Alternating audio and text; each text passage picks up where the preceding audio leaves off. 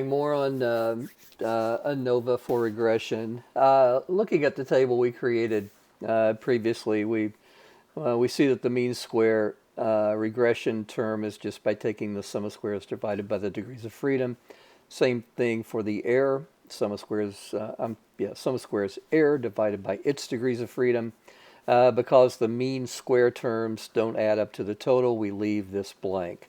So we want to go ahead and complete the table, which uh, includes the test statistic along with the p-value.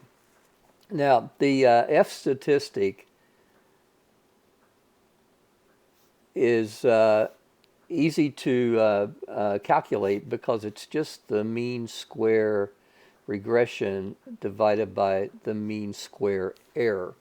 So for this particular problem, we have 352.3, and we're going to be off a little bit because I'm rounding because I didn't want to write all that stuff out. So we get about 44.3 for the F statistic. Now, calculating the p-value, we dive into the F distribution.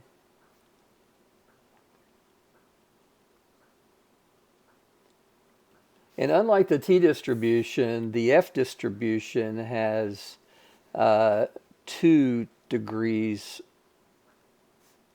of freedom. Literally. I give my daughter a hard time. I think she says literally too much, but it doesn't mean that the degrees of freedom for the F distribution is 2. It means that it actually has 2 degrees of freedom.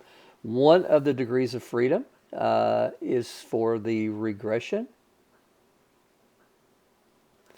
and the other degree of freedom is for the error term.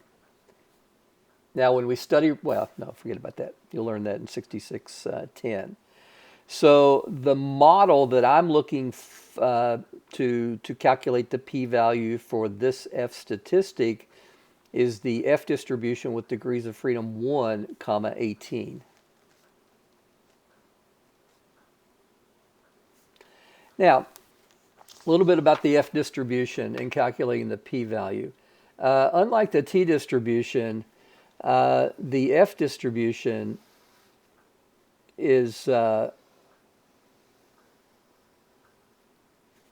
has a tail to the higher numbers, a tail to the right.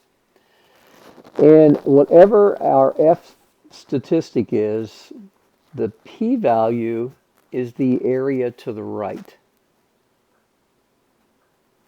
Now, in the t distribution, we typically have, a p-value is the sum of the areas to the right and the left. Not so with the F distribution.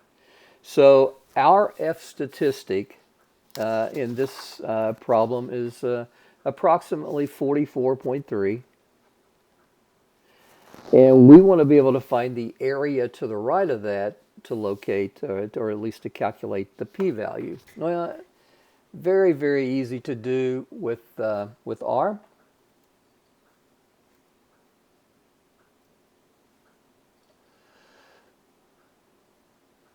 And we just do, now, if I just do PF, what that will do, it'll calculate the area below the value that I insert. Obviously, I want to insert the value 44.3. But because I want the area above, I have to take it away from 1. So again, the first value I'll put in is, again, approximately 44.3. I'll round it off a little bit too early, but that'll give us a close estimate. And the degrees of freedom, I think I said 1, 18. So the area to the right is extremely small. So the p-value is, what do we have, 5 zeros? And 303.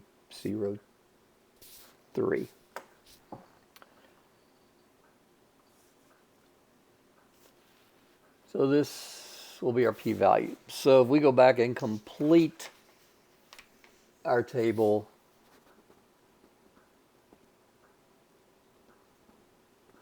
our p-value will look like this. Now, as you might imagine, and I'm sure you've already predicted this, we can get all this information from R.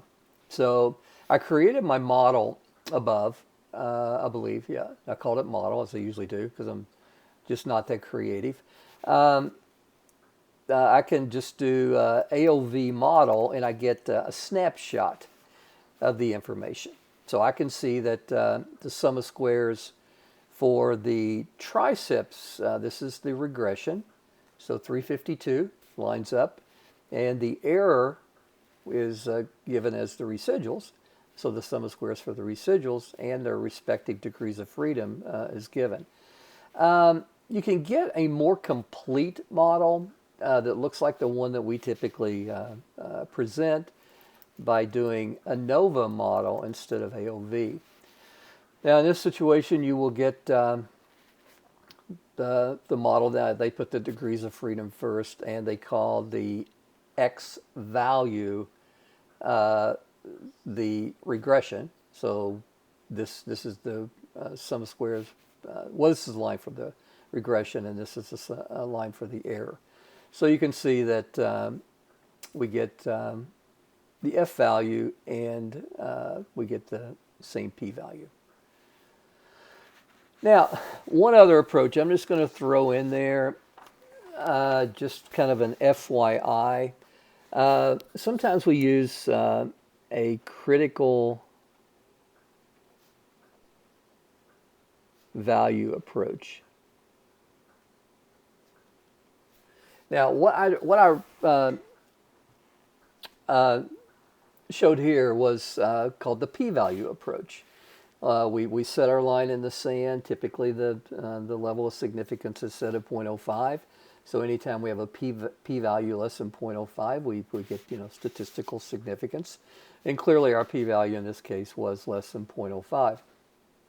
But sometimes we carry out what's called a critical value approach.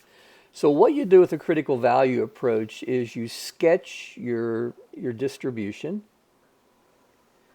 And again, the F distribution will have a tail to the right. And you find that line in the sand, which I will call F star. This is our F critical, that divides the reject region and the fail to reject region. Well, to find this value, I would use R, but I use a little different approach. So what I'm going to use here is I'm going to use the QF function. And to the left of this value, I want 0.05 up here, and I want 0.95 down here, right? So I need 0.95 to the left. That's the default. We input the area to the left to find the critical value, and degrees of freedom 1,18. So the line in the sand for this analysis would be 4.41. Now, in this analysis, we don't use the p-value. All we have to do is calculate the F-statistic, and wherever that lies, now in this case, it's going to lie way out here at 44.3.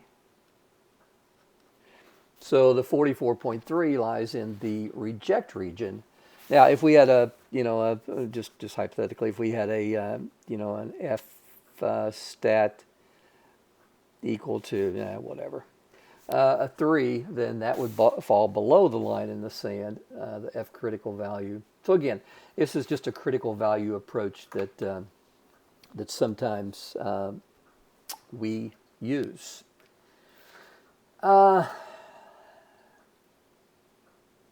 Can't really think of anything else.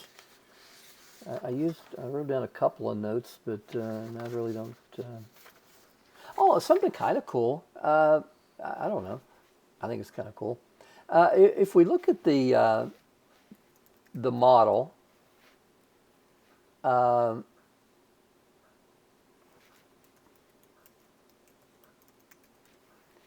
we see that the T-statistic for triceps is 6.56. Well, if we take 6.56 and square it, we get something kind of convenient, 44.3, right? 44.3 is the F-statistic. That information is given here, not only in the analysis of variance table.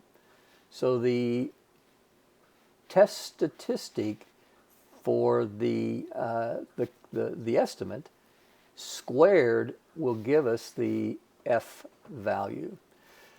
Well, that's it. All right, take care.